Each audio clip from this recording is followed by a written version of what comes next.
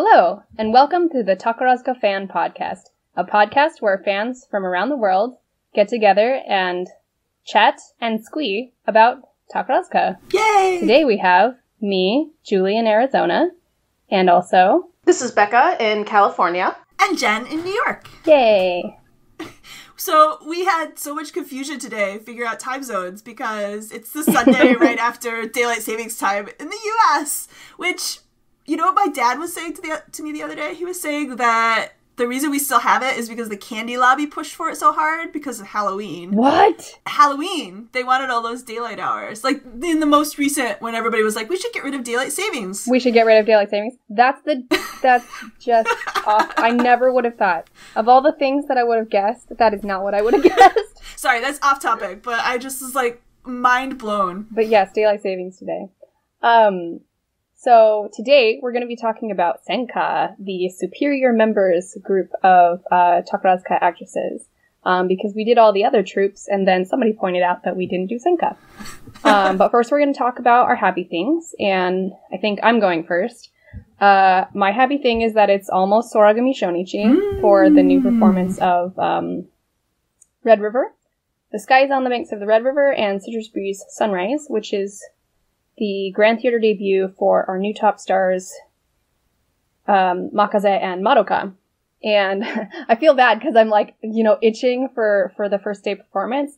And I'm like, oh, but that means I have to see like pictures of Tsukigumi people retiring. And I'm like, ugh, I feel bad for Moon Troop, but I'm really excited for Cosmos Troop and their new performance. Everybody, so like, I was joking to my other friend about, back in my day, we didn't used to have this.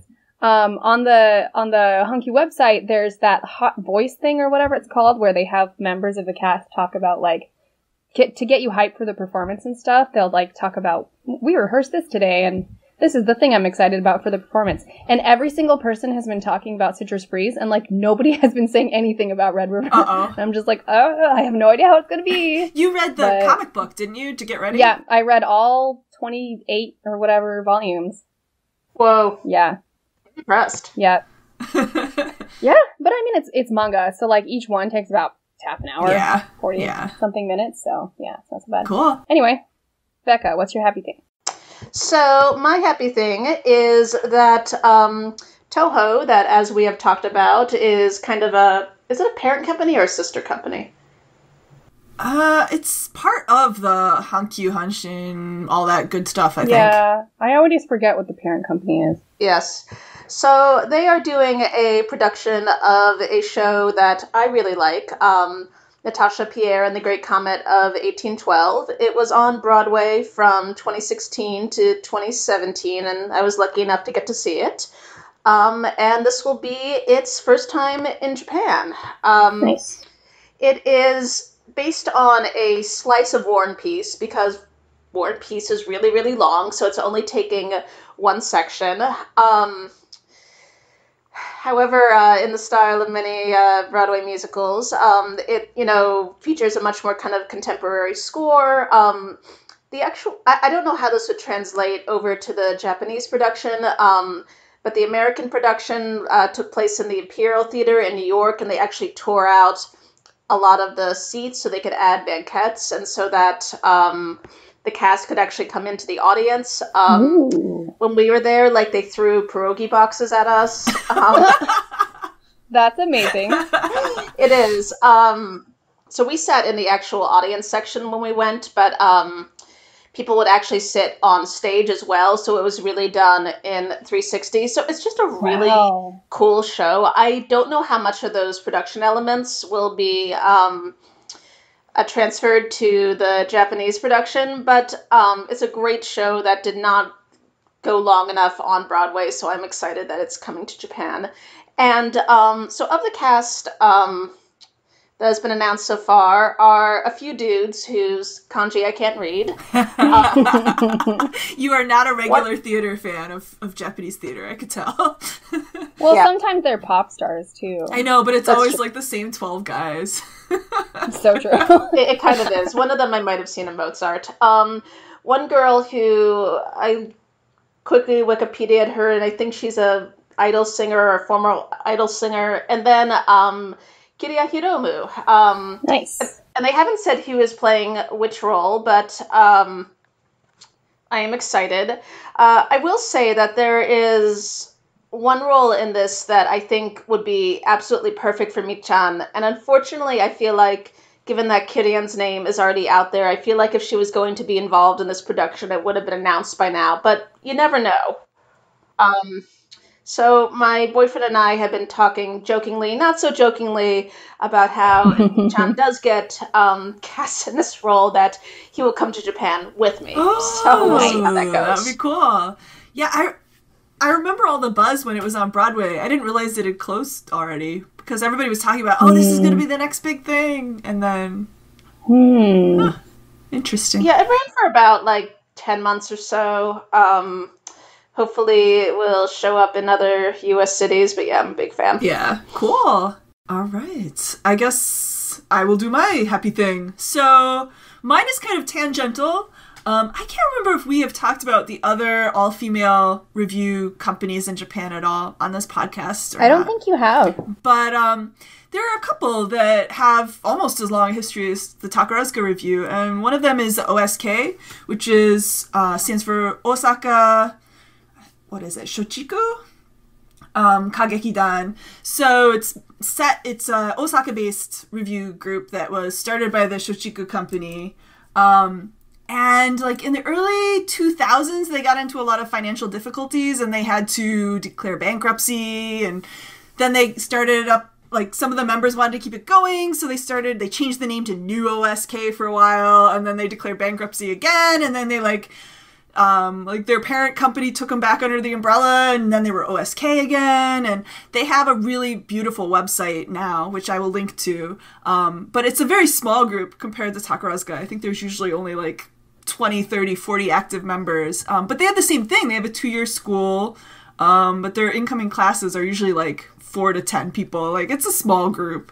But they do this similar things to what Takarazuka does, just on a smaller scale. Their main theater seats 200 people, so, and they have a much different, relationship with their fans. It's much more, I remember I went outside the theater and I just, met one, the top 3 members of the group, and I got my photo taken with them once. Very, easygoing, casual kind of relationship with their fans, which is really neat. But I used to have a little website because there wasn't really anything in English. And I went to check it and I realized I haven't updated it since 2009. Which is oops. But I was on Tumblr the other day and I found somebody who has an OSK review Tumblr. And they're posting all kinds of pictures and things in English, which I thought was really cool. So I'm excited. And I'm going to go poke around on the internet and see what kind of English language fandom there is now for OSK. But I'm going to link to this Tumblr, oskreviewlover.tumblr.com, so people can check out OSK. It's really a fun group. They also release DVDs of their performances, which are a lot cheaper than the Takarazuka versions. So if you ever want to check them out, I recommend it.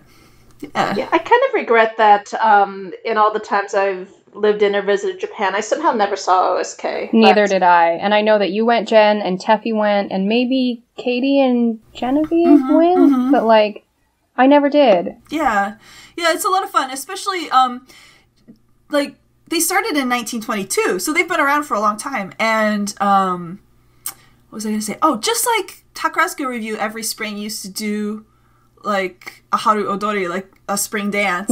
OSK Review still does every spring. That's their big show. So they do a lot of Japanese dance and things like that. It's really beautiful and fun to see. Well, speaking of Japanese dance, let's talk about Senka. Yay! Good segue. I was hoping that, Jen, you would talk a little bit about this history of Senka, because it didn't always used to be the way it is now. Right. Even before we do that, can we talk about what Senka is? Because I think a lot of people are they know what the different troops are. Yeah, definitely. So like we said, Senka, it's translated as superior members in Otome, I think. Senka means special course. Literally Senka can be used in universities and stuff to mean a advanced class. So it goes along with that theme that Takarazuka is a school, and like, you know, you are a student while you're at Takarazuka. So Senka is the special course. Yeah. So, it is reserved, nowadays, it is reserved mostly for the older members who are kind of, you know, there's like this unspoken rule that you're supposed to leave Takarazuka by the time you're 40 or something. But if you don't want to, you go to Senka and you just stick around as long as you want to. And, it's invaluable to have those older members who can come in and play, you know, a role that needs a lot of gravitas or something, or like a, you know, mother or father role. Just to, you know, and it's a good learning experience for all the younger members. Yeah. I think it's interesting because it's always been, I think the idea is the members who are in Senka are specialized in something. But it used to be even more obvious, like, what their specialty was. Like, if you get an older otome and take a look at the Senka used to be, at one point, like, each troop had its own Senka. And then after that, Senka was, like, divided into, like, acting Senka, Japanese dance Senka, Western dance Senka, singing Senka. So, like, if you were in Senka, you were, like, shuffled into one of those groups for a while. And the members were somewhat younger. But I think it is a misnomer to say that, because a lot of people think that Takarazuka was always really, really young actresses back in the beginning. And I always thought that too. Like, the first class was like 12, 13, 14-year-olds. But a lot of those 12, 13, 14-year-olds stayed for like 20 or 30 years. So, nice. You know, they had older members even back then. And, but by like the late 60s, suddenly they just had one Senka troupe, which is what we ended up with today. And over the years, it's gotten kind of, it's had a smaller number and then larger number and then smaller number. Right now, current Senka as of March 2018 has like 14 members, which is pretty low. Yeah, it's kind of sad. Really small. Yeah, but that's kind of the history of Senka. It's always been kind of a specialty area for members of Takarazuka. Mm-hmm. Yeah, and I guess we should have said, Senka exists usually not as its own performing troupe, but as they sort of loan out members to all the other troupes to appear in their performances. However, every once in a while, Senka has done a, like, Senka performance. Yeah. They just did that Tom show last November or whatever. 7 of the House of God. Yeah. Yeah. It sounds hilarious, and I actually really want to watch it. The one with, like, when they're priests, or they're like like undercover Tom has to priests. go into the priesthood, but they're all actually mafia guys, and all the mafia guys follow Tom to the what is it called? Monk, like an abbey, what's it called? Yeah. Yeah. They follow him there because they want to convince him to be a mafia guy or something. You know what? Yeah, the more I think about it, that sounds amazing. Like, yes. Recently, Senka centered or Senka only performances have been like these kind of modernish comedies. Like, they did The Odd Couple, but it used to be they were more like Japanese dance centered, traditional Japanese right? stuff. Which I think shows the shift in Takarazuka as a whole from like Japanese dance to more like modern theater based kind of stuff. Yeah, it's true. I can't think of the name of it, but wasn't there one in like 2004 that was a like Senka only performance that, like you said, was Japanese? Yeah. Yeah. Either a Japanese tale or Japanese dance or both. Yeah. A few years ago, there was it was really mostly all Senka, the performance of Oedipus Rex. Right. Oh, right. Oh, that's what we should mention, is that Senka will occasionally do straight plays rather than musicals, which is kind of a change. Yeah. Mm-hmm. I mean, they're not the only ones who've done that. Like, who am I thinking of? But it's been a long time. Yeah, they don't do them very often. Yeah, can I just ask everybody, what was your first, like, when you were a new fan, what was your first kind of introduction to Senka, the concept of Senka, or, like, a particular Senka actress? Well, they were the cool old people. It's funny, Jen, we were talking about wanting to talk about current Senka and also people who are retired. Since one of the first, the first DVD I saw was 2001 Cosmos Troupe Rose of Versailles. The Senka member that I immediately think of is Ebira Kaoru, who played like the king of Sweden. because it's the Fairs and Marie Antoinette one. So, she we were just talking about how she's been in a lot of better barbara. Yes. Over the years, playing lots of different roles I would expect. But, and then I think Jo Hiroe was like the queen of Austria, because Marie Antoinette goes from Austria to France. Right. To become queen. So yeah, it's like they were there, but I didn't necessarily originally have a concept that like these are people who were different from the troupe members. Yeah. And it was perhaps not until like later that year or the following 12 months where I devoured everything Soragumi that I realized like here's the history of all the people who've been in Soragumi, and then there are these other people who were Senka. I think it's interesting that earlier you mentioned like they could stay as long as they want in Senka, because I think even in Senka, especially recently, it's usually around Ken 40 that people have been leaving, and I don't know if that's because their contracts aren't getting renewed or if they're choosing. But there are a couple exceptions to that, and there have been over the years of people who have stayed in Senka up until they passed.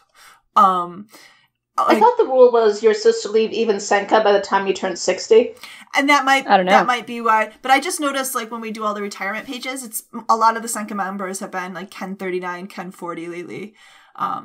But my first introduction to Senka, where I really noticed them, was my first live show. Nagasaki Shigurezaka had Matsumoto Yuri in it. And usually she just appears in the review shows, like Japanese style, because her specialty is Japanese dance.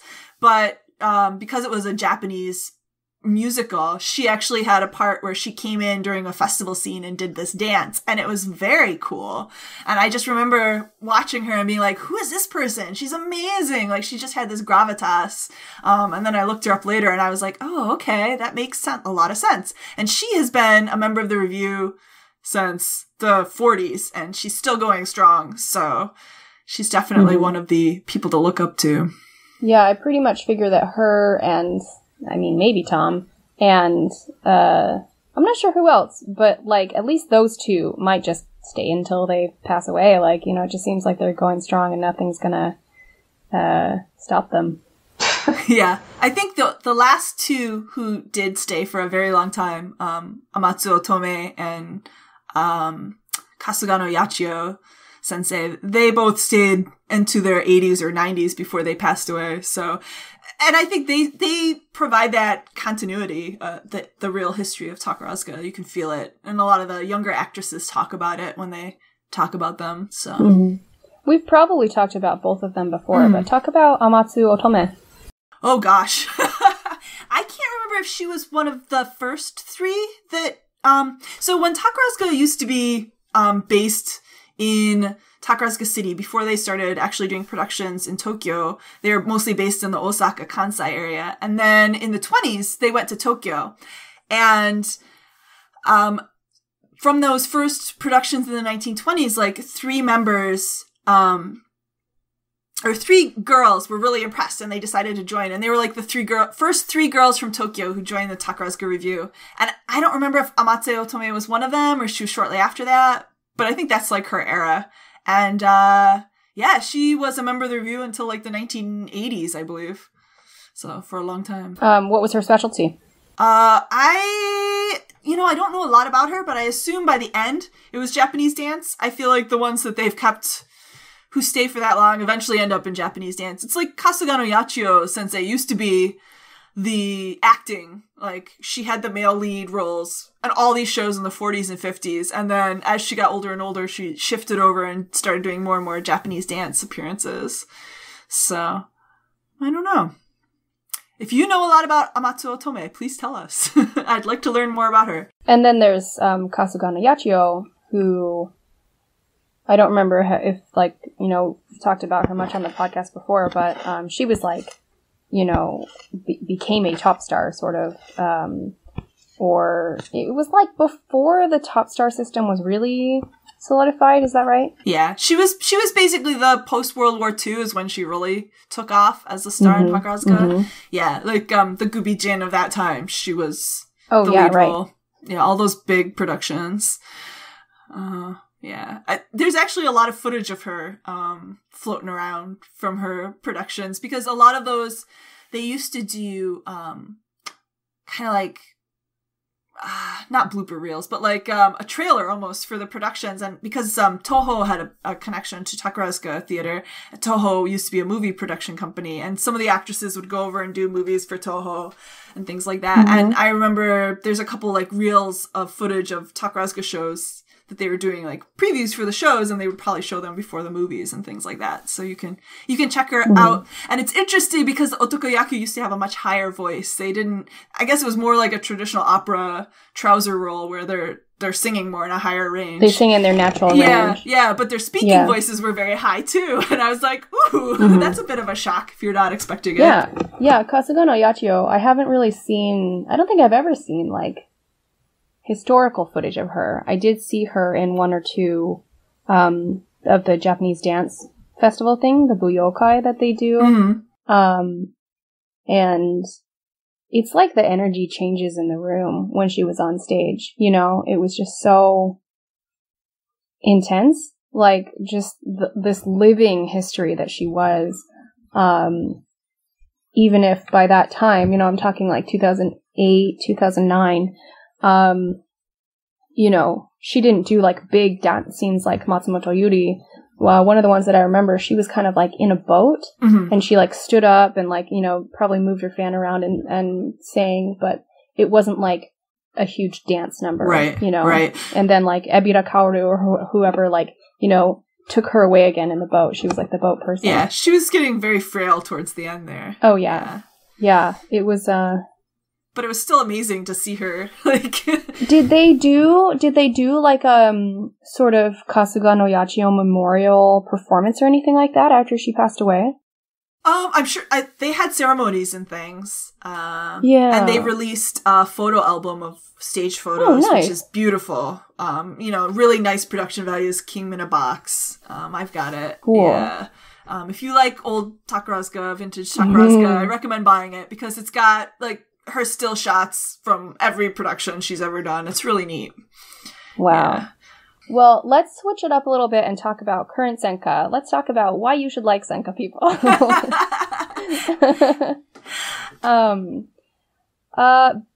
It's easy for me to say the younger members, but I'll say Itsumine Aki. Ooh, yeah.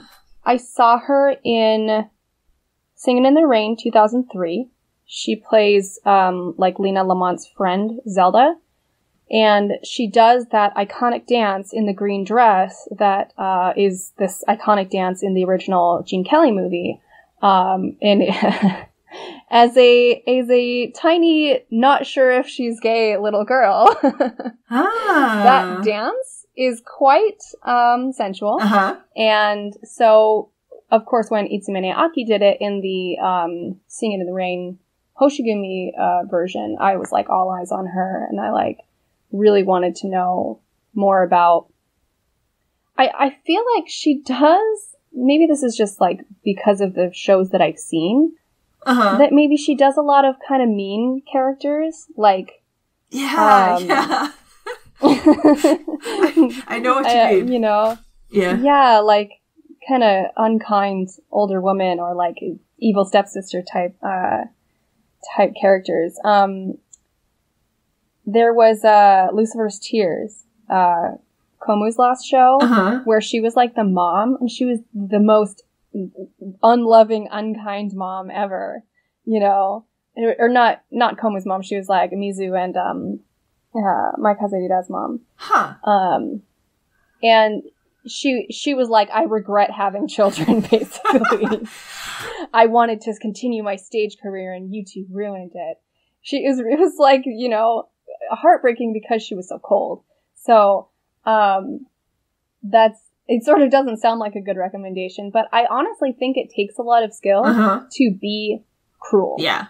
To be, like, unlovable as a character, whatever. I'm trying to think of other things, because I just rewatched, Trafalgar. She was, Josephine, Napoleon's wife in Trafalgar. Oh, was she really? That's interesting. I didn't realize that. I saw her, I think the first show that I saw her in that I like registered her was Steel of Roses, and I think that was shortly after she moved into Senka. She played the diva actress in the very opening scene. Kind of the same kind of thing. Yeah. She's like this. And so I feel like, I don't know, but I think she's more of a dancer than anything else, would you say? Yeah. Yeah. Yeah, because that's, like I said, the first thing I saw her, she was doing this amazing dance number. I definitely think that she gets featured for dancing. I'm trying to think of something that I might have seen her in a review have. And I know I have, I just can't think of one right off the top of my head. Yeah. But yeah, she, because there used to be so many more members in Senka who were older, I used to think of her as being one of the younger members of Senka, but she's kind of not anymore. I mean, she was a very new member of Senka, I think, around the time we both became Takarazuka fans. In the early 2000s, yeah. And I'm looking at the list of members now, which, by the way, I said Matsumoto Yuri joined in the 40s. It was 57, so I was off. But, yeah, like half of them are from like the 70s. A couple are from the 80s, which is Itsumine Aki was like in 1986. There's 4 from the 80s because it's Tom, Itsumine Aki, Miho Keiko, and Emma Naoki. Oh yeah, Junko. Yeah. But I think Miho Keiko was just barely from the... Isn't she 89 or something? I think of her more in the 90s. But there's a big gap there between those and then the 2 from the 90s who joined recently. And they're from kind of... I mean, Hanagata Hikaru also is 99, so she's almost... Right. And then... let's talk about our 2 little ones. Our youngest members. One of whom is leaving. Yeah. Well, no, it's 3, because it's Mitsuru, Kacha, and Magi. Right. Well, like we were saying, technically Mitsuru is 1999, but yeah. She's kind of like she was kind of on that Senka track. Like, she did the second version of The Odd Couple with Tom and stuff. But it's, I'm definitely glad that she sort of transitioned from one of those question mark Bante, positions where it was like she was featured, but not like really on the Star Trek. And then she was going to Senka, and I was like, well, shoot, that's awesome, because I just find her very attractive. She kind of, You're not wrong. I don't know, she has this like husky look to her that I'm really into. And I first saw her in the Shinjin Koen of Marrakesh. Yeah. And it was Makun's first Shinko lead and Ayane's first Shinko lead. But I was like, who's this one over here? And I was watching Mitsuru, who was playing Judy Sakiho's role, speaking of other Senka members. Oh, yeah. And it was Judy's last Grand Theater show, and then she actually went out on her own Bao show, or Nisei Theater, or whatever. It was the other Ernest and Love cast. Yeah. But anyway, as far as Mitsuru, that was the first thing where she, like, super caught my eye. I always think of her more offstage kind of personality. And I remember some interview she did where her stage name is Hanagata Hikaru and her nickname is Mitsuru. But I guess a lot of people, even review members, got them mixed up and they would call her Hanagata Mitsuru.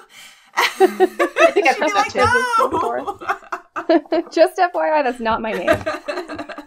So this was probably a good 5 years or so ago, but I think her fan club name is like H squared or something like that. Okay. That's cute. Yeah. I hope it's still the case because I thought it was really cute. And I saw her bow, it was like a double bow lead with her and Mayo or somebody, 50-50. Oh yeah, and that poster. I barely remember. It was one of those City Slickers kinds of things where they're like city guys, con men, something, and they go to the country and there's all these shenanigans with people in the countryside, and it's like America, look at this picture of America, and there's like cows, and like there was someone actually in a cow costume and stuff. Oh god. It was just like a really silly romp. But I think she's really good at comedy, Yeah. I've never really thought of her as like the strongest singer. But I feel like she has a lot of like that magnetism, that stage presence that you need. And she's really good at comedy. Well, let's talk about Maggie. Yeah. Oh, Maggie. She was in Moon Troop for the longest time, and then she got moved into Senka. I don't think anybody was really surprised. She had a Shinko lead herself. So I remember a Japanese friend of mine who liked Takarazuka, but she wasn't really like a fan, and that she kind of followed like transfers and promotions and things like that. And she was like, oh yeah, Maggie's gonna be a top star. And I was like, no. Even back in like 2006, you could tell like Maggie was gonna be one of those like solid upperclassmen who had a lot of important roles, but she was not gonna be keeping up on the star track. Well, because her Shinko lead was that Julius Caesar thing. Right. Rome at Dawn, where it was like, kind of, but also the top star has like a lead role, you know, so that was Masaki. So it's very questionable. That was one of the few Tom double lead shows where Tom's character was not like the real lead. I feel like in every other time when that's the case, but in that case, Sana June really was more the lead role, which is a little unusual. Mm-hmm. Actually, that's true, because obviously Julius Caesar gets killed. Yeah. Whoops. Have you seen the, there's some meme going around on the internet where they were like, what if you got set back in time and you were like wearing your jeans and stuff? And so Julius Caesar knew you were from the future. And he was like, how do I die? And you have to reply, surrounded by friends. Wow. Oh, man. Sorry. Anyway, let's talk about Maggie. Yeah. I remember Tale of Hoffman back in 2008. Oh, yeah. How she played that kind of like devil on your shoulder kind of character. I'm looking up what the name of that character was, but that was one of the like early roles that really stood out to me as far as like the breadth of her talent. She has like 16 different roles listed for Tale of Hoffman because it was one of those like big role switch things. So one of her roles is just listed as Demon. Maybe that's the one I'm thinking of. But yeah, she has a really powerful singing voice. I was going to say, when I think of McGee, I think of like singing. Yeah. Yeah. She's also really funny. Yeah. She's also very, very good at comedy. Yeah, that's the, when she did Me and My Girl, that was a real departure from, I mean, and maybe it's because I saw Misa no Eru as Parchester in the Grand Theater version of Me and My Girl, but I sort of always assumed that Parchester was this, like, older comical role, because he's supposed to be like a butler, you know? Right. And when they cast Maggie in that role, and then in, like, later productions of Me and My Girl, when they cast people who were, like I said, in kind of that featured member, even if they're a younger member, comic role, I was just really surprised because I just didn't associate that with who I perceived as being younger members. But she was great at it. Yeah. She's very funny. I remember do you remember the whole bit in Me and My Girl with Please Turn Over? Yes. And there's something Maggie makes fun of everybody's pronunciation of the B, and that's... Yeah, because she's half American, and so she has really good, I mean, she speaks English, basically, you know. It's not like she learned English for a couple of years. She naturally speaks English. Yeah. And so there's that scene in Me and My Girl where it has a letter, and then at the bottom it says PTO, and they're like, PTO, what does that mean? And Parchester says, please turn over. I think, I remember all these stories from when Maggie was back in TMS, and she talks about, she had to kind of relearn Japanese, because I think I don't know if she had been living in the US before that point, or if she was going to an American school in Japan, maybe. But she hadn't been speaking a lot of Japanese, and so she was like, that was a struggle. Trying to get through school. Maybe she went to an international school. Yeah, that would make sense. Yeah. Yeah. And she talks about how she was in, the lowest dance class. That was not her thing when she was in TMS. I don't think of her as being a bad dancer. She's not. But I mean, when she was in TMS. Yeah, she's been in the review for years and years now, but yeah. It's funny. Well, as far as other troops, I'm still catching up. I've definitely seen a lot of Cosmos Troop, but I'm looking at all the newer stuff that Maggie has been in, and I can't... Oh, that's not true. I was going to say I can't associate with her with any of her recent stuff, but that's totally not true because I watched Falstaff. At the risk of, like, waxing on and on about what I expected Falstaff to be and what it actually turned out to be, it was funny, but it was not what I expected it to be. And I did sort of feel like it's called Falstaff, and Falstaff is the main character, but it was sort of like Rome at Dawn, where it's like, but Akatsuki Chisei is also, you know, like a very prominent, it's this, like, mashup of Romeo and Juliet stuff. Yeah. And I just expected it to be more different from Romeo and Juliet, except mostly it was just the story of Romeo and Juliet with Falstaff doing some comedy stuff sometimes. And I was like, that's not what I expected. That's a waste of Falstaff. It was Falstaff such a is waste. such an amazing character, but I couldn't see Takarazuka doing Falstaff, right? Yeah, what I thought was going to happen is that they were going to completely turn Romeo and Juliet into a comedy, and that, like, nobody was going to attempt to commit suicide, and, like, you know, it was going to completely go off the rails and turn into a totally different story, like, halfway through, because of Maggie's meddling. But it really didn't. It mostly, beat for beat, followed the plot of Romeo and Juliet with Falstaff, and I was just like, what? What's the rest of that idea? Yeah, that's too bad. So, yeah. Who wrote that one? Who wrote and directed it? Who wrote and directed this? Was it one of the... I feel like it was one of the female... But maybe Tani not. Masazumi. No, he does a lot of comedy stuff, but I don't always like his comedy. I don't tend to like his stuff. Yeah. If I'm thinking of the right director. Mm-hmm. All right, let's talk Katja. Ew. Oh, Katja, the youngest of our Senka people. Yeah, now the other people... Well, no, she was the youngest, even when Koma was still in there. Yeah. Yeah. She's another one who had Shinko leads, and people thought at one point might be on the top Star Trek. Mm-hmm. Yeah, it was a funny thing because she was in exactly the right position to be getting a Shinko lead for Tani's last show, Raindrops Fall on Roses, and instead she got pulled out to be Elizabeth.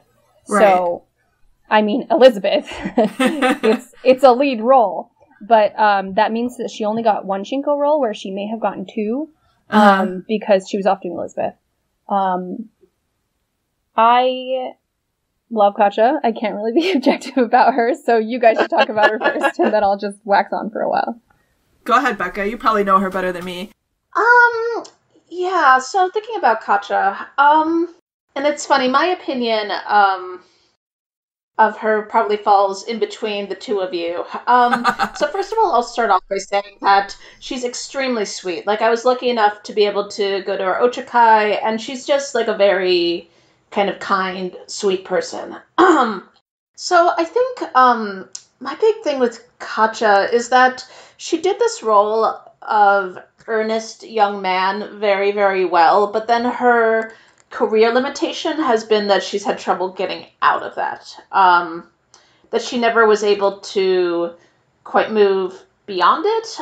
But that being said, like, she's always still, like, she just brings a lot of sincerity to her roles. And I wish, because, as I said, like, she's just such a sweet person, that kind of her career had bloomed more, but somehow it just never evolved beyond that. See, now, I could see her very easily becoming a sort of, like, Emma Naoki Senka member who's mostly an otokoyaku, but who ends up doing a lot of aunt-like female roles, too. Mm-hmm. And I don't know why that's in my head. Maybe because she did Elizabeth, but I could see her staying in Senka for a long time if she wasn't going to retire and doing stuff like that, you know? Yeah. She not only did Elizabeth, she also played Jocasta in Oedipus Rex. Mm-hmm. I haven't seen it, but I definitely... And she's done Scarlet too, so she's done several female roles, so it's not, like, so strange, you know, that she would be associated with female roles, having done at least 3 big ones. But yeah, I definitely get what you mean. It's sort of like Becca said, she has this limitation where she needs to grow out of her face. she needs like, it's going to take her a long time to stop looking so young. And, they can start putting her into aunt, older sister, mom type roles, but she still looks so young that it's, like, hard for people to get into it. So yeah, but, Yeah, I get why that you have that association. Go ahead.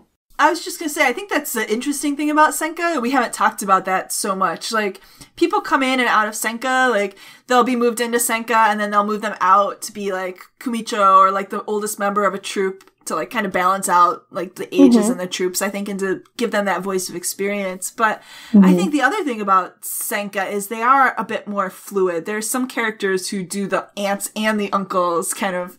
Oh, yeah. And it's Absolutely. not that, like... Otokoyaku playing femme fatale, or Otokoyaku playing the strong female lead, like... no, you're absolutely right. You know, they get more of a range, which I think is kind of interesting. Uh-huh. Yeah, to go off of Kacha for a second, I was rewatching Kiss to the Flames with Itsuki Chihiro. Uh-huh. And with her, like she's the lead. She plays Wow's mom. And oh, I forgot about that. Yeah, she excellent. plays this she's kind of this like creepy gypsy mom who has all these predictions about bad things that are going to happen in the future and stuff. Which she's excellent at. She's very scary, but it's like you say, she plays both the mom and the dad, the aunt and the uncle. She's done a lot of female roles, and she's excellent at both male and female roles. To talk about Kacha for a bit, yeah. I love her quite a lot. She did her first bow lead, Je Chante, with my favorite girl, Hanakage Arisu. So, like, they're in, what's the word? Connected very strongly with me. And it's like Becca was saying, it's that kind of role where she plays this earnest young man who is a composer. And a lot of the show is a vehicle for her to sing, like, practically everything in Charles Trena's songbook. Which, okay, that's not true, actually. Charles Trenet has written, like, a bazillion songs. It would not have been possible for them to put...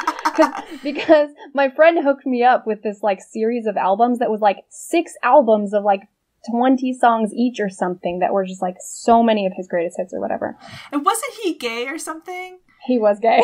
and we were all like, why does he have a love interest who's female in this show? I remember when the show came out. We joked briefly that, like, Hoju Ichi was gonna be, like, the gay romantic partner, but yeah. as with all things in Takarazuka, I guess I'm kind of breaking the mold a little bit with Po, but, like, mostly they always write in a female love interest, you know? Yeah. That's just the way it is. But anyway,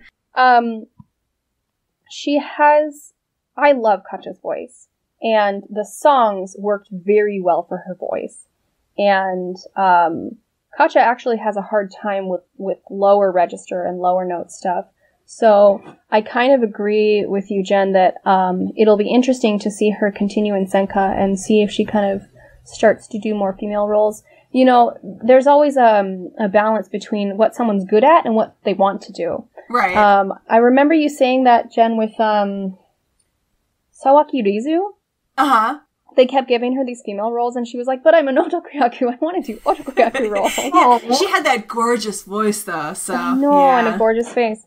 But yeah, so it's the same thing with Kacha. I think Kacha wants to do male roles. I mean, that's why she entered Takarazuka. So it's like, it's a toss-up between she's great at, and she has a higher register, and she has a, you know, slim figure and a small face, and she looks good doing female roles. But I assume she wants to do male roles, and that's why she had never switched. Despite being moved to Senka and all that. As opposed to, like, the sweet young guy stuff that she's played, in the latest Hoshigumi show, she played Joseph Goebbels. So... Oh my gosh, I'm, like, a little scared to watch that. So... Wait, alright, being infinitely out of it, I just know that the last Hoshigumi show had something to do with Nazis, so what was her character? It's about the film industry in Berlin in, like, the 30s or something, and she plays Joseph Goebbels. Who was, like, hugely high on the whole Nazi, Yeah, he's a really infamous real-life Nazi. Yeah, he was, like, best buds with Mr. Hitler. Yeah. So, that'll be interesting. Yeah. We can move on from Katja. I'll stop talking about her. She's sweet. She's so sweet. I remember some foreign fans who like met her, and I think they joined her fan club shortly thereafter because they were so impressed by their opportunity to meet and talk to her. So yeah. Should we talk about some of the older members? Yeah, we can Senka? definitely talk about older current members of Senka or previous members of Senka who are now retired. Yeah. Well, can we talk about some of the members of Senka who used to be Kumicho who are still in Senka? Yes. Because I think they've had a huge impact, and people might have seen them in more shows. Asuka Yu, Natsumi Yo, and Emma Naoki have all been Kumicho of various troops. Oh, yeah, that's true. Yeah. Like, Natsumi Yo was Kumicho of Hanagumi and Hoshigumi. That's right. Yeah, she was in both of those troops, and she was Kumicho for quite a huge chunk of time. So she had a big influence on both troops. I had a friend who loved her to death, and around the time of, I think it was Gubijin, she was visiting Japan, and we knew when her Ochakai was going to be because people had been posting it on some posted... Wait, no, maybe we didn't know. It wasn't posted online anywhere. So we were like... But she really wanted to go. And I was like, well, let's write her a letter. So we wrote her a letter. And, like, the next day, a thing came back from her, like, fan club representative. It was like, yeah, please come to the Ochakai. And they sent the forms and stuff. And so we ended up going. And it's the only, you both went? Yeah, it's the only, that's amazing. like, extremely upperclassman Ochakai I'd ever been to. And it was very interesting. Very different vibe from, like... I'll bet. A younger rising star kind of thing. Because it was, I'm sure all the ladies had been in her fan club for a very long time. And it was just very laid back and quiet. And, like, she read us some poetry. And everybody got a 2-shot with her. Like, it was pretty cool. It was a lot of fun. And she's cool. Oh, she's, like, way out of my league. But, like... Wow, Jen, I want to see this 2-shot picture of you and Hachi-san. I will send you a snapshot of it. Yay. Hachi-san is deadly.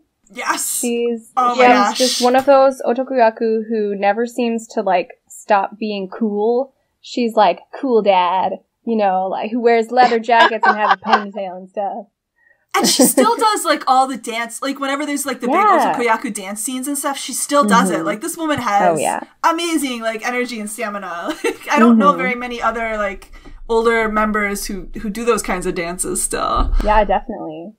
Any other members or memories, that's the word, memories of Hachi-san? Well, I also will say that, she's really cool, despite, she must be in her 50s or so. But she still just has this really cool kind of sexy vibe to her.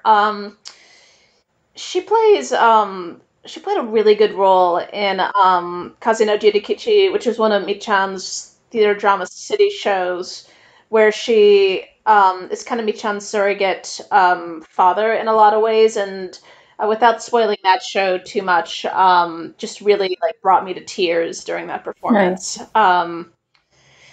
Yeah, and then she, the most recent thing I've seen her in was Okanimae, which was Michan's Sayonara show, and she played a villain in that one, which was also kind of interesting, but a villain who also had a little bit of a conscience, so she does a really large range of things. Definitely. Yeah, she's so cool. I am always going to have a crush on Hachi-san. That's just the way it's going to be. Basically, definitely. Right? Yes. Listeners, please tell us your favorite Hachi-san role. Because I have a lot of catching up to do. Oh my gosh. Like, everything I've seen her in, I've loved. Let's see. And then we were talking about, do we want to talk about Naga-san or Junko-san? I feel like I don't have that much to say about Naga-san other than that. Like, she's Hachi's classmate, which is kind of cool, considering they both joined in 76. So she was Kumicho of Snow Troop for a really long time. Yeah.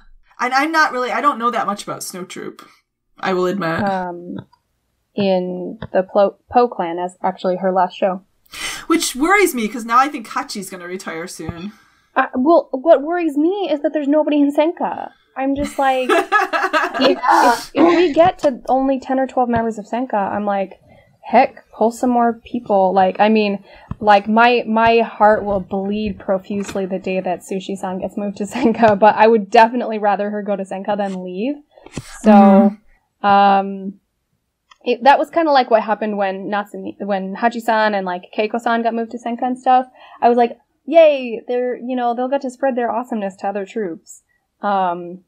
After I've admired them in one troop for so long. So I feel like that I've heard this discussion a few times before, how there's been a bit of a drain of Senka talent, where it feels like in the 10 years or so that I've been in fandom, a lot of Senka people have retired and they've been replaced at a much slower rate. It seems that way. But there have been other times where Senka has been very small. I think they tend to go in waves. Mm-hmm. Like I said, I feel bad because I'm looking at Naga-san's wiki page and I, like, don't have a lot that, like, strongly stands out to me of, like, roles that she's done that were so great. She's done some female roles, but I mean, that's the case with almost every kumicho. If they're notokuyaku, they end up switching and doing some female roles. But yeah, let's talk about Junko-san. A certain somebody's favorite.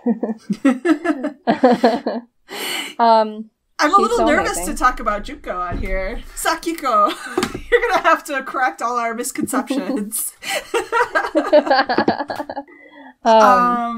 Yeah, she's amazing. I remember our one of our Hoshigami fan friends had this running joke that Junko always has to play two roles in a Star Troop show, because it seemed like for a long time she did. It was like she plays the dad who dies in a flashback, and then she comes back and plays some other character later in the show. Yeah. I think you're right. She did for a while. No, because one of them is like in Secret Hunter, Dagobert's father / Dagobert's mother. That's right. Because like it's something like that, like the dad dies and then, or I don't acting know exactly, is definitely her strong point. Acting is her strong point in comedy. She's very, very funny. She was really, really good in Angel's Ladder, which was the adaptation of Pride and Prejudice. She played the mom. She played Mrs. Bennet, and it was like spot on. It was amazing. I for some reason, one of the things that pops in my head because it was so like shocking was Copacabana, where she's like the cigarette girl. So she's wearing this like poofy skirt and like her legs are showing, and I'm just like, what? Because Gladys is like, the main character who was Tonami in that show is like trying to get into this exclusive club, the Copacabana, and be a dancer. And Gladys like sings her this song to like tell her, here's the business, let me show you the ropes. And it is one of those kind of like loud spoken, spunky female characters that it was just something else to see Junko-san do that role. I remember the name of... But she's very good at it. The first show that I really saw her in, it was something from the 90s. It was like... Oh, man. It was one of those, like, set in the Middle Ages with, like, knights. I want to say it was Minoru Ko. No, because I think it was before Minoru Ko became top star. Early 2000s. So it was like 90s, okay. But okay. Yeah, and Junko had like a smaller role, but she was like this kind of brooding knight, and I was just like, oh, I really like this role. I really, really like this character. Yeah.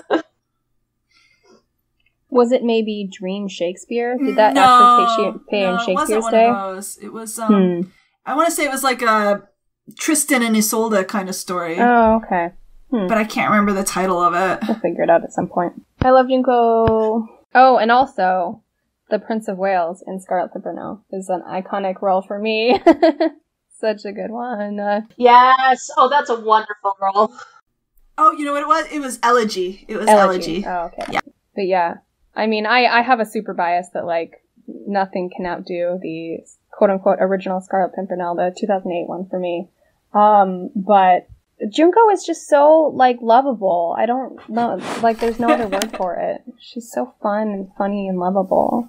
And I feel like you can really see that in whenever she's talking to her troop mates when she was still in Hoshigumi, and even now, like the way they talk about how they look up to her and like how much she contributes, I think, to the learning and the development of everybody else in Takarazuka. Like I feel like she would be a really wonderful mentor figure. And I think a lot of, just generally speaking, I can't say this is true for every Senka person, but I know that troop members often talk about just how much they get when they have a Senka person visiting and, you know, kind of that mentorship and what they learn. Right. Yeah, definitely. That's what I was thinking. Yeah. Well, we've talked about almost half the people in current Senka. Shout out to Miho Keiko because she's awesome. Yeah, singer, yes. Great voice. But yeah, let's maybe talk about some people who we liked in Senka who are now retired. Yes.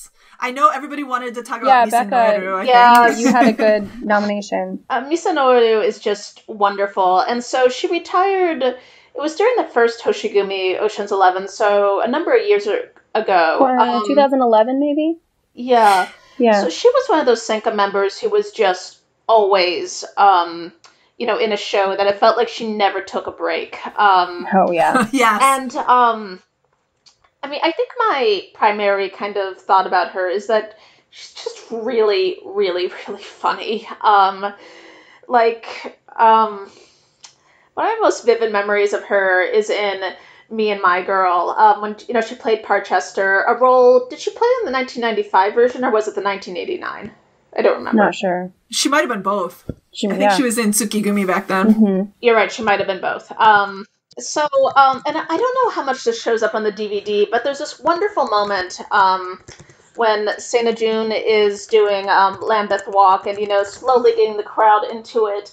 And then Maya-san will just kind of slowly starts bouncing, you know, getting into it. And then just more vigorously is doing the, like, I don't know how else to put it other than, like, the white man, like, headbang.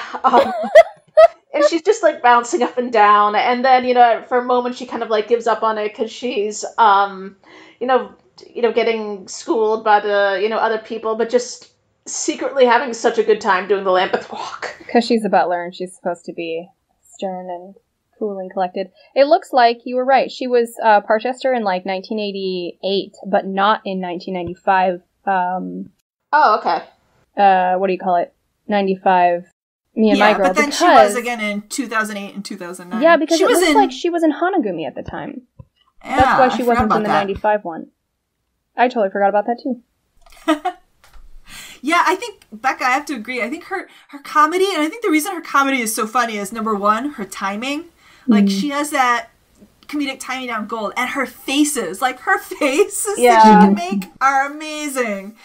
Yeah. It's funny because I feel like a lot of the Senka people we've talked about, and we keep saying, and they're so funny. Which is like just not immediately the thing that you think of when you think of a Senka member, but yeah, like I can only agree. She has this delightful face that is just so beaming and happy. It's funny because the first thing I saw her in also was that 2001 Rose of Versailles with Cosmos Troupe, where she played the Count de Merci Argenteau, and it's a more serious role, you know, where she's like Marie Antoinette's mentor and like is there for her as like her confidant and stuff. But it's not like funny, you know. But of course, when I saw her as Parchester, I was like, oh my god, this is amazing. She's so funny. I know that there's another one that's like, well, she played a couple of other Cosmo Troupe stuff. She was in Boxman and also in Hotel Stella Maris. I think she was in Hotel Stella Maris. Oh, Boxman, that's a great role. Boxman. And the song they sing. She's like this kind of crazy inventor guy. And she has like a kid who can't read so good sidekick. Who is Masako Toki Irisu. Oh, my beloved Masako. And yeah, like the whole story of Boxman is like about safecrackers and like a bank or like a company that makes safes. And Misa Noeru's character Roger is like the inventor who makes the really hard to crack new lock-on safes or something. I don't, what is the song that they sing? I'm trying to remember. It's something about, like, some special club for some kind of enthusiast.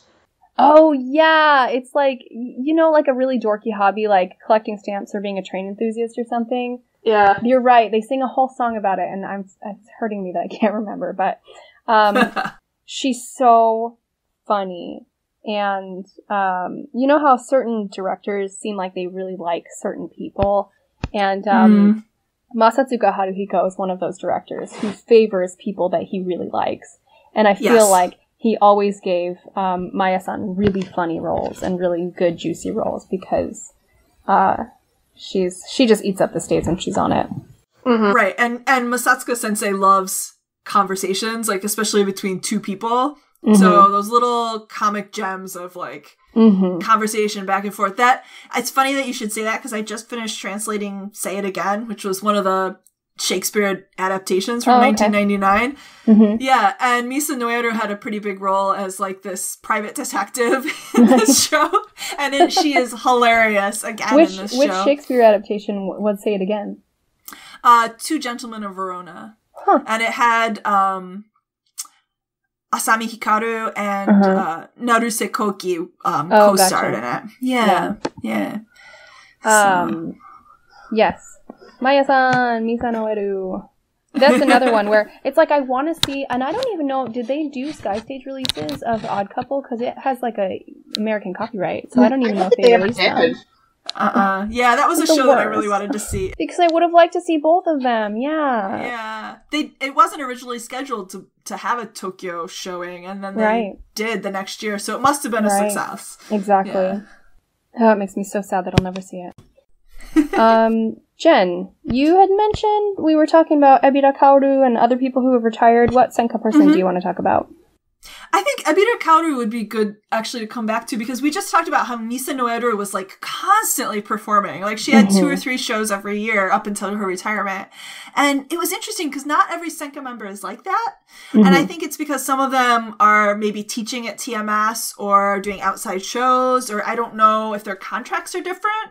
I imagine because Ebira Kaoru in her last like 10, 20 years, she did very few shows. And the shows she did was like she played General Jarjay in like every version of Rose of Versailles and like the Pharaoh from A Song of Kingdoms. But before that, like in the 70s, she was like 70s and 80s, she was actually like a rising young star in Snow Troop. If you watch some of those older shows, you see her. She has those like little solos out on the stage, and she used to be a huge, like, just like Misa Noeru, she got all these comedic parts. So I don't know what happened, that she switched, maybe she lost interest, or her health. Jen, Mizu Figaro. Didn't she play a really funny role in Figaro? Yep, that's exactly who I was thinking about. She played Count Almaviva in Figaro, and she was hilarious. That might be, like, my favorite comedic role in Takarazuka, actually. What was it about it that was so funny? She stole the stage from Mizu. Like, I mean, it was supposed to be... Figaro is based on, like, the Marriage of Figaro. Well, the first one's Barbara of Seville. And Barbara of Seville, right. But this was more based on the plot of Marriage of Figaro. I mean, it was very loosely based. They wrote a lot of it. But basically, like, Mizu was Figaro, and Ebira Kaoru was playing Count Almaviva, who is the count who kind of tries to romance Figaro's wife away. And, like, there's all these, like, romantic triangles and, like, all this crazy, like, somebody pretending to be somebody else. Of course. Like, actually, it was a role that you wouldn't have expected, like, a Senka member to have. That she was kind of, like, this, like, I don't want to say romantic lead, but she was romancing everyone terribly because it was supposed to be humorous. But, like, so funny. Oh, my gosh. Everybody watch Figaro. Yes. Well... Jen, another show that I'm thinking of is Osaka Samurai, which was a Kiriya Hiromu lead in 2007. And so it had Ebira Kaoru, Misa Noeru. How would you describe the roles? I just know they made me laugh a lot. Was she the, like... God, it's been so long since I've watched Osaka Samurai. You know what's really bad is I watched it within the past 6 months, and I don't remember either. Oh, she was Nene's father, right? Yeah, so she was like a merchant or something like that, and Yeah. I'll be honest, I probably haven't seen it in 10 years, but I remember it being funny. Yeah, no, but I remember it was, I just remember they had, she and Maya-san, and maybe I think Masaki had a song during the finale, and it was really cute. Yeah. Yeah, that was the one that they filmed afterwards, right? Was that the one that they didn't actually have in the show? No, you're thinking, that was Adex. Oh, yeah. Who was in Adex? Well, I know it was Asako, but are you talking about like a Senka person who was in it? Oh, no, I think Jen, we're mixing up things at this point, but... All right. Yeah. Well, Jen said something about Senka members who, like, go to Senka, but then they don't do a lot. And I was thinking about Susan Asaya, who was Fuku Kumicho, the vice Kumicho of Soragumi for a really long time. Well, maybe not such a long time. It feels like a long time to me. But, like, 2008 until 2014, so yeah, like, it's a good 6 years. And she transferred to Senka. She's a really good singer. She played a lot of those, like the mom, or like the, what do you call it? The mother of the, like, you know, brothel, or like the, restaurant owner or something, you know? But she always would have, like, the reason she was that character is so that she could have kind of some kind of solo, because she's a really, really great, soprano singer. And then she transferred to Senka in 2014 and did, like, nothing. She was in only Soragumi performances despite moving to Senka. So 2014 is when she moved to Senka, and she was in, like, the Rose of Versailles, with Kaname. And then... Yeah, go ahead. I was going to say, I think this feeds into what we were talking about before we started recording, that they just haven't had a lot of Senka roles written for shows lately. And I wonder if part of it is, we need to go back and kind of check. I think they have a whole crop of, like, new directors and playwrights. And definitely. I think they're just We're seeing a lot of new names, like, recently. Like, I know whenever older playwrights come up, they usually have some Senka roles in their shows. Oh, so you think maybe new directors are, like, forgetting to write in the Senka members? I don't know if they're forgetting, if they just... I don't know. And I don't know. I need to go back and look. Because I haven't been following it as much. Like, I haven't seen the shows. But I do know when the cast lists go up, I'm like, oh, another show with no Senka in it. Yeah, that's really weird. Whereas, like, when we became, like, fans, I think every show had, like, 2 or 3 Senka members in it. And I feel like there were just more Senka people. There were like 25, yeah. Yeah, that's that crazy. Seems like a lot now. That's crazy to think about now. So really fast back to Susan Asaya, she like actually did not appear in anything after moving to Senka. And it's like you said, Jen, I don't know if she was, like, doing other stuff, or she was ill, or, like, what. But she was just, like, nominally in Senka for 2 years, didn't perform in anything, did an Isola Bella concert, and retired. Like, I remember that, yeah. That's I'm so bummed for Sato to retire. Yeah, because it's like I said before we started recording, that was kind of during, like, my downtime of not being really in Takarazuka fandom, and I knew, like, vaguely that Ayumi-san had transferred to Senka, and I come back and look at her wiki page, and I'm like, she didn't do anything in Senka. Why? So it's like I mean, I'm sure she has left Takarazuka and just gone on to, like, do a bunch of solo concerts and stuff, but it was just a bummer. Yeah. But yeah, the one thing that I did, the other Senka member that I wanted to talk about actually was Ritsu Tomomi. I'm looking at her Wikipedia or Takawiki page, and this is a picture from the 70s. I love her, but we should put a more current picture of her on there. We want to remember her as she was. Yes. Anyway, there's a silly little bow show called Understudy, and she and the Kumicho of Soragumi at the time, Misato Maya, did this really cute duet of Brush Up Your Shakespeare. Because Understudy is like a bunch of people who are understudies, and they do a lot of snippets of Shakespeare plays.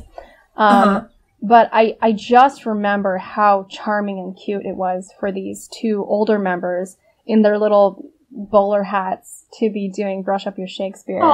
Because I don't know if you guys are familiar with this song, but Brush Up Your Shakespeare is about learn Shakespeare so that you can, you know, impress pretty girls with your poetry.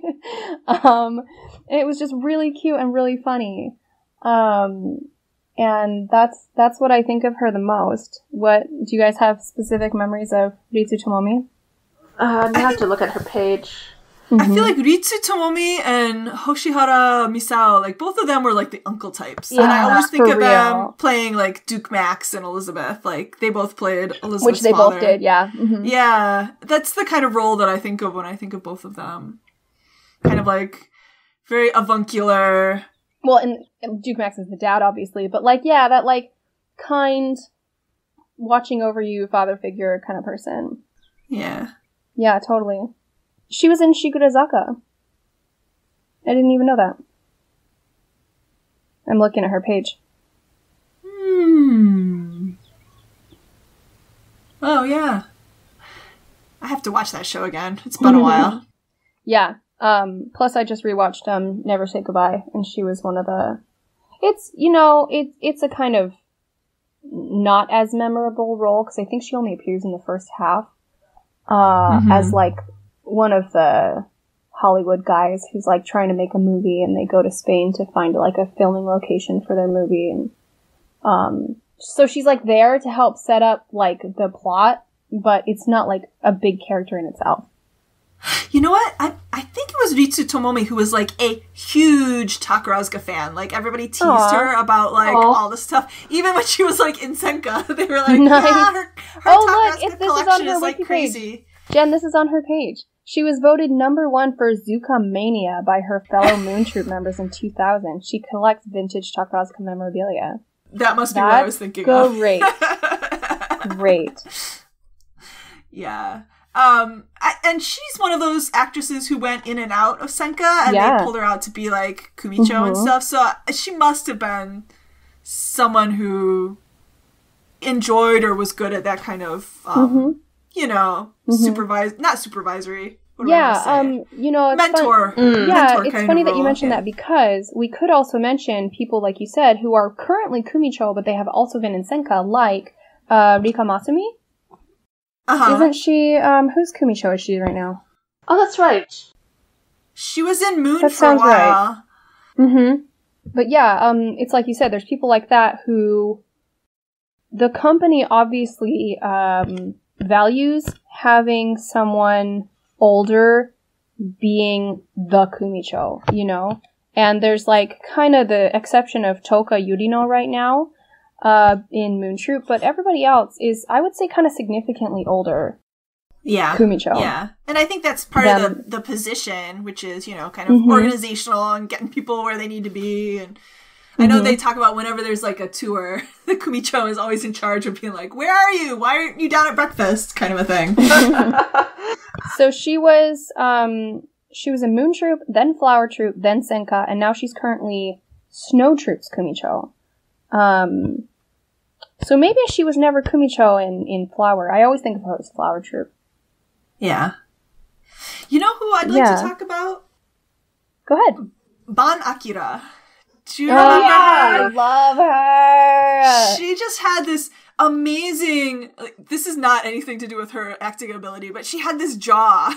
It was like Superman style, like Man of Steel, kind of like, I am an otokoyaku.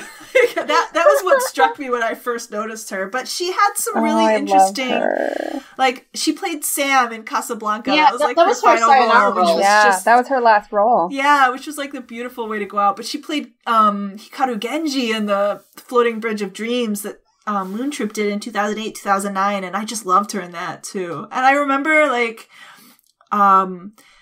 during Two Noble Kinsmen, which was the Bao Hall that Masaki and Mirio did together, she played Theseus. And I just remember one day it was pouring rain, and we were outside at Damachi. And I had always been a little bit intimidated by Ban Akira, like, because she had that, like, kind of, like, to her. But she came out and she was, like, smiling very gently and sweetly, and she looked completely different than she did on stage. And she saw us all, like, standing in the rain, and she was like, "Otsukare-sama deshita," to, like, the fan clubs. Like, I was like, okay, you're one of my favorites now. Very sweet. Yeah. So, that reminds me of something, because I think about how Bansan was in like 2 Soragami shows in a row, and her second one was when she retired. They do that a lot, don't they? I was going to say, yeah, they tend to. I think they kind of like rehearsal schedules line up better that way. Yeah, a lot of times they'll like visit a troupe for 2 shows, where one of them's a small theater and one of them's a grand theater. Yeah. Like you said, I think it just works out for scheduling reasons. So Bansan was in Yuhi and Sumika's debut at Hakataza, the Legend of Oyama, and then followed them onto Grand Theater when they did Casablanca, and that's when she retired. In Oyama, she played the lovable older demon who has like 1 horn sticking out of the middle of her head. She's like, because all the younger demons are like mean and they, you know, play tricks on the women that they've captured and things like that. And Bansan is the one who's trying to like make them not be so mean, and like shelters the young women who've been captured, and like is like, okay, I'll like chaperone you so that the other demons aren't mean to you and stuff. And just like, it's like, it's exactly the way you think of her, like you said, where you think of these older members who are like watching over you and like kindly like trying to help raise you right and things like that or whatever. Like that's that memory is really strong for me of Sen Nensugi was the name of her character. And then like talking about go ahead. I was gonna say, talking about like the horn coming out of her forehead, that reminded me of, she played one of the pantheon in Mahoroba, like one of the major gods, and like she had like a, what do I want to say, like a narrator. Nice. And but I remember they had these weird like crazy like hair things poking up that they did for these costumes. And I think it was her. I can't remember if it was her. It was one of those main gods. In an interview, they were talking about how, for like the sparkly stuff, they would go to like Tokyu Hands and like buy all this stuff from like the store to like make their costumes. And I was like, I think that was the first time I realized how much of the costumes the Takarazuka actually build themselves instead of the costuming department. Yeah. It was kind of cool. That's ridiculous. Going back in time, it's funny because I brought up Singing in the Rain before, but it was really iconic for me because it was like the first non-Soragami show that I ever saw. Singing in the Rain 2003, she played Roscoe Dexter. Bansan played the like director guy who's like really frazzled because like everything's going wrong, you know, as they're trying to install sound equipment. And there's that, of course, that hilarious scene where they set Lena up with a mic in different places. And she was quite funny. Just like I said, we keep coming back to this idea that all of these Senka members are so lovable and so funny, but it's true. It's true. You know, I wonder at what point, like, I feel this is just my impression, but I get the impression the older you get in Takarazuka, like, just the more unfiltered you get. Like, the maybe. Speaking of Misato, not Misato Maya, Misa Noeru. She seems like one of those ones who's kind of unfiltered. Yeah, definitely. But then Bansan's last role was Sam, the piano player in Casablanca. Oft remembered the original movie Casablanca, the oft misquoted line played again Sam. And Sam is just there as like this anchor kind of for Rick, the main character, and like this point of like memory where like, you know, the whole story is that, like, Ilsa comes back into Rick's life, and they both used to know Sam, and so, like, Sam plays the song that, like, they remember so well, and, it's a good role.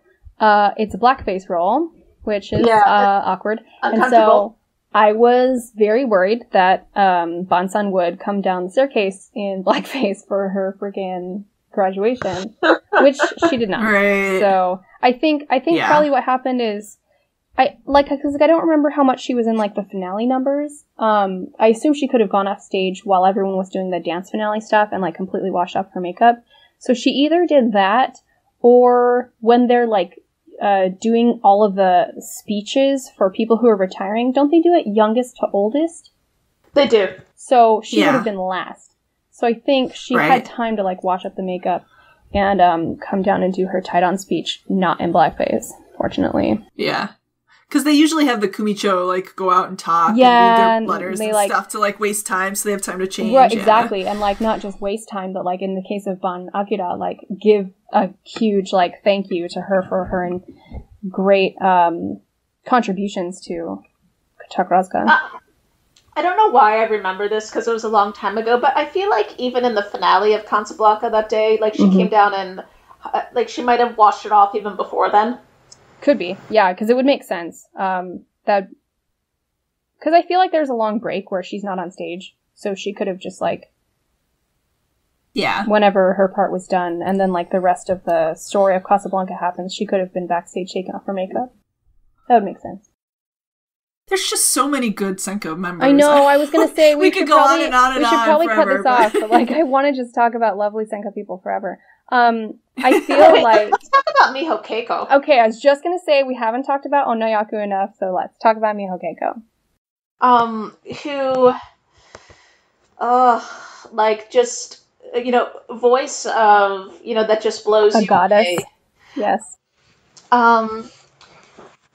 What role did I remember her in? Has anyone else seen No Non Sugar? I haven't. A long Himu's time Vow, ago. right?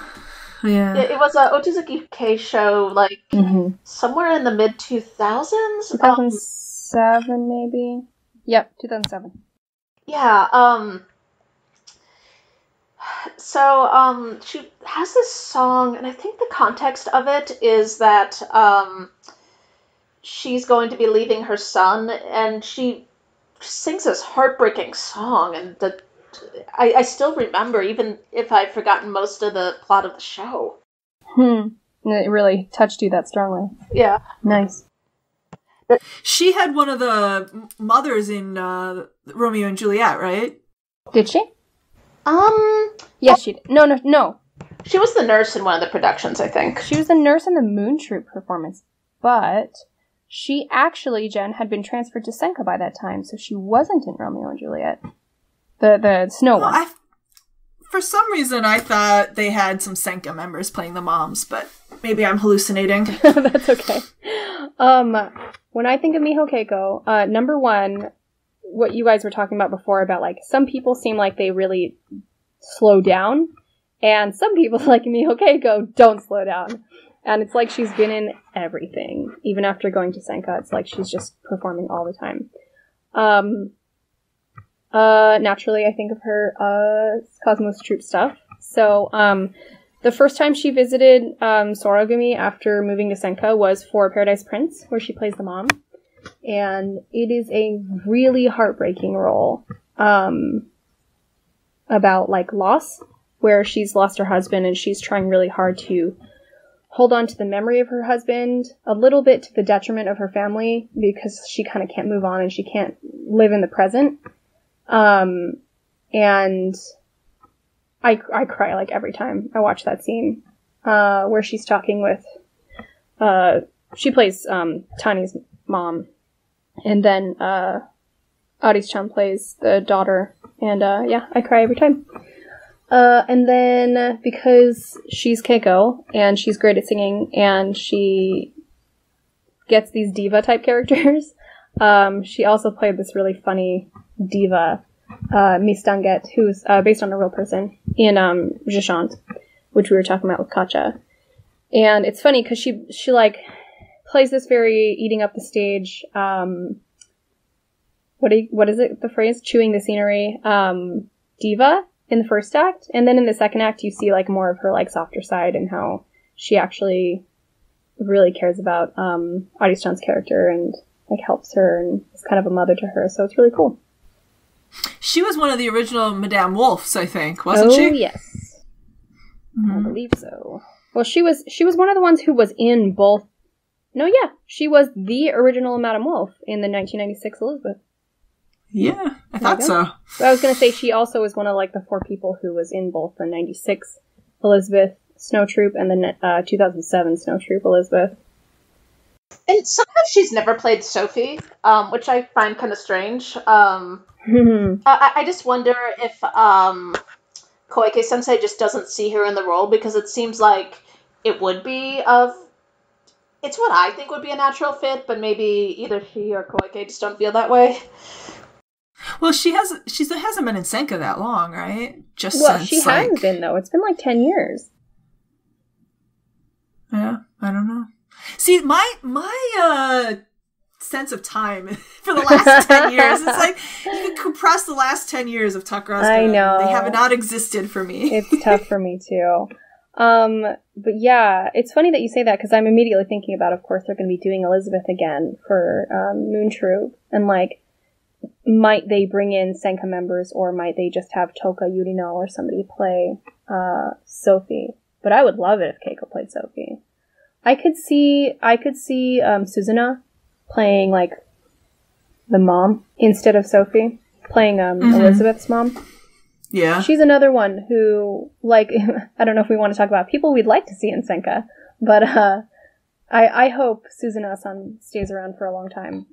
Like I said, she's like the youngest Kumicho right now, which presumably is like a good sign that she'll be around for a good long time. But she's great, and I love her, and I'm excited to see what she does from here. And if she ever decides that she doesn't want to be Kumicho anymore, I hope she moves to Senka. Yeah. Yeah, I mean, even when she was getting older, she was still getting cool roles. Like when they did Scarlet Pimpernel, she got... Oh, yeah. What's her face? The one that Nene played in the 2008 basically one. the Nibante Marie yeah. Groschholz or whatever her name is, yeah. Yeah, true. Any other people that you'd like to see in Senka? I don't know. I feel like a lot of the upperclassmen that I knew or would have liked to see in Senka they're gone already. have retired. Yeah. I feel the same way, Jen. Yeah. Well, it's like I was saying before about Soragumi's Kumicho, Sushi-san, Kotobuki Tsukasa. I know theoretically that eventually she'll either have to go to Senka or retire, but it's difficult for me to face that reality, because she and the vice Kumicho, Mikaze Maida, have been in Soragumi since the founding of Soragumi. And when they leave, it kind of won't be the same, you know? So yeah. I really love them, and they're both very talented. Sushi's a great actor and a great dancer, and Mikaze Maida is a great singer. Yes. So they definitely have stuff that they could contribute, not just to Soragumi, but in Senka they could contribute to every troupe, and I would love for them to both do that. And so yeah, it's like not that I want them to go to Senka, but I would love it if they did and just stuck around for a really long time. So my impression is that you stick around a troupe long enough, and the Kumicho is always the oldest member, and then Fuku Kumicho is whoever is the next oldest after that. So I think sometimes people move into Senka just because, like, they don't want to be, per se, like, chasing after the underclassmen who have, on tour, things like that. They just want a little less... like, so that their schedule can be a little bit more relaxed, yeah. You mean? Yeah. Yeah, that's totally fair. Yeah, but I feel like the company probably does not give this opportunity. I don't think people can choose, I think I want to be in Senka next year. I think the company probably has to. I think you're right. Yeah, I think it's by invitation, sort of. Yeah, yeah. Other people can let us know if that's if they have insider information about that. Yeah, but, tell us about Senka. Yeah. Yeah. But yeah, basically if you look at like the Kumicho and Fuku Kumicho of every troupe, I'm just like, this person's awesome, I hope they stay. And if they're tired of being Kumicho, I hope they go to Senka. Yeah. Because like Hanano Julia in Flower Troop, and... Oh yeah, she would be a good candidate. Yeah, absolutely. Yeah. I'd like to see Kagetsu Miyako in Senka, I actually. love her so much. She's a good actress, and she's got a good singing Amazing voice, too. So. Yep. Absolutely. All right. Well, yeah, we should probably wrap this up. I think we've been talking for an hour and a half. Whoops. We just love Senka a lot. Yes. I think it's probably me too. I'm a bad influence and I make these podcasts last like longer than they should. No, there's a lot in Senka to go over. I think we're good. There's like the entire history of Senka, just like if we were talking about the entire history of any other troupe. Yeah, any like final thoughts about Senka? I'm glad we have it. I think Takarazuka would lose a lot if we didn't have these older members. I really hope they're... Because haven't we had this kind of conversation in fandom before about, like, they're not putting enough people in Senka. What if Senka completely disappears? We've totally, like, had these, you know... and then they put people in and those people retire on us. Yeah. We didn't really talk about Shin Senka, but Jen, you had said that Shin New Senka, quote-unquote, was kind of covered in other podcasts. Yeah, I think if you go to our like question and answer podcast, we talked about it there. Mm-hmm. But yeah, I'm glad that we did this instead because like new Senka stuff was a lot more like rising otokoyaku, some of whom like became top stars and some didn't. But I really like to have a older members appreciation podcast where we just talk about like people who aren't on the Star Trek. And I think that's what I like about Senka is that you know. Unfortunately, you often only get a lot of attention if you are really on Star Trek, and it feels like Senka is a place where skills that will not necessarily make you a top star are actually appreciated and really valued. Oh, definitely. Yes. And I mean, some of them were kind of like stars in the troupe before they became Senka, but some of them, they were just like, it's that consistency and staying in the troupe and working hard. Yeah. Definitely. And I think, as like if you're a newer fan, depending on like what shows you watch, I think you start to recognize Senka members even before you might start to recognize younger rising stars, because Senka members tend to have really, standout roles, and you can just look at them and see, oh, obviously they're like 20 years older than everybody else on this stage, so they just stand out. Yeah. All right. We love Senka. And also, listeners, please give us your comments about any tidbits about Senka that we could have brought up, and also your favorite Senka people. Yes, please. I'm sure we missed a lot of people here. So much. Yeah. And we maybe didn't wax poetic about Matsumoto Yuri enough, but I feel like we did that in the Nihon Mono podcast. Probably. Yeah. All right. It's always fun chatting with you ladies. Thank you. Yeah. And thank you everybody for listening, and we'll see you next time. All right. Bye. Many thanks to Michael B. and the Arcanum String Quartet for their wonderful arrangement of Sumire no Hana Sakugoro. And thank you, listeners, for enjoying our podcast.